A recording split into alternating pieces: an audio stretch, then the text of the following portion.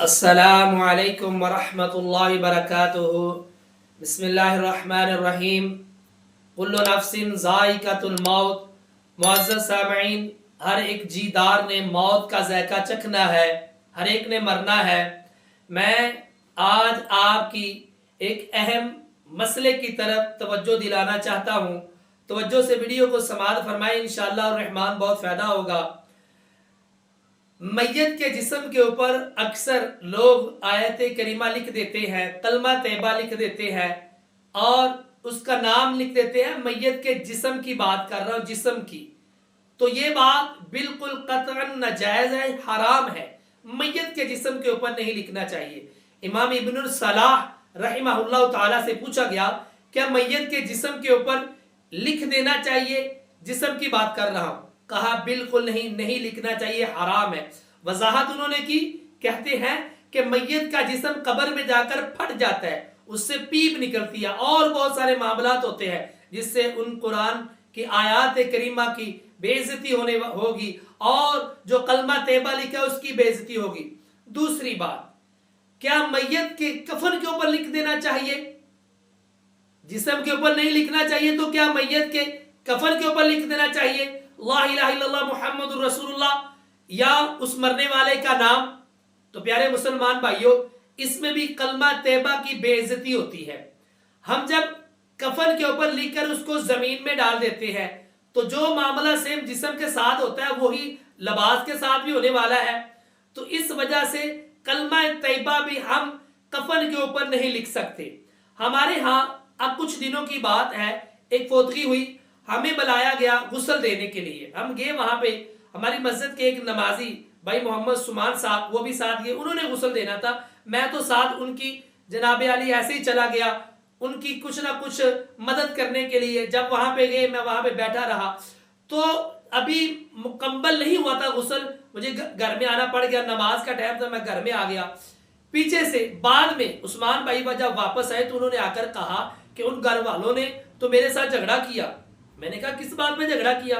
کہتے ہیں انہوں نے کہا کہ آپ نے اب وہ آپ کا مولوی صاحب کدھر گئے ہیں، ان کو اب یہاں پہ میت کے کفن کے اوپر کلمہ طیبہ لا الہ الا اللہ محمد رسول اللہ لکھ دینا چاہیے تھا، میت کا نام لکھ کے دینا چاہیے تھا اس کے اوپر۔ اللہ اکبر۔ وہ بعد میں آ کر عثمان بھائی نے مجھے بتلایا۔ تو پیارے مسلمانوں، نہ کلمہ طیبہ لکھنا چاہیے، نہ ہی اس کا مرنے والے کا اس کے اوپر نام لکھنا چاہیے۔ فرشتوں کو سارا ہی پتہ ہے، فرشتوں کو پتہ ہے انہوں نے کتنے اعمال کیے ہیں نے۔ آگے چلے، اس کے بعد اب تیسری باری آتی ہے اس کے اوپر چادر ڈالنے کی۔ تو کیا آیا کہ اس کے اوپر جو چادر ڈالی جاتی ہے اس کے اوپر لکھ دینا چاہیے؟ وہ آیت الکرسی لکھی ہوئی ہوتی ہے، لا الہ الا اللہ محمد الرسول اللہ لکھا ہوتا ہے، اسماء حسنہ لکھے ہوئے ہوتے ہیں اور قرآن مجید کی بہت ساری آیت کریمہ لکھی ہوئی ہوتی ہے۔ یہ قطعاً حرام ہے، ناجائز ہے۔ بلکہ یہ تو بریلوی مکتبہ فکر کے ایک عالم نے جنازہ پڑھاتے وقت اپنی عوام کو اس بات کے اوپر سمجھایا کہ آئندہ سے آج کے بعد آپ نے کبھی بھی میت کے اوپر جو چادر ڈالی جاتی ہے اس کے اوپر نہیں لکھنا۔ کیوں؟ کیا آپ نہیں یہ دیکھتے کہ اس سے قرآن مجید کی بے عزتی نہیں ہو رہی؟ انہوں نے کہا کیا آپ جب زندہ انسان لیٹا ہوا ہو اس کے اوپر قرآن پاک اس طرح سارے اس کے جسم کے اوپر رکھ دو گے؟ نہیں رکھیں گے۔ تو جب زندہ کے اوپر نہیں رکھتے تو مردہ کے اوپر کیوں رکھ رہے ہو ان قرآن مجید کی آیت کریمہ کو لکھا ہوا؟ تو اس سے صاف بات واضح ہوتی ہے کہ انسان جب زندہ ہو تب تو اس کے اوپر قرآن مجید کے اوراق نہیں رکھے جاتے، جب وہ فوت ہو جاتا ہے تب اس کے اوپر چادر لکھی ہوئی ڈال دی جاتی ہے، کلمہ طیبہ والی چادر ڈال دی جاتی ہے اور اس کے اوپر جناب والی بہت ساری آیت کریمہ ڈال دی جاتی ہے۔ یہ نہ تو اللہ کے نبی سے ثابت ہے، نہ صحابہ کرام سے ثابت ہے، نہ تابعین سے ثابت ہے، نہ تبع تابعین سے ثابت ہے، نہ ائمہ حضرات سے ثابت ہے، نہ محدثین سے ثابت ہے۔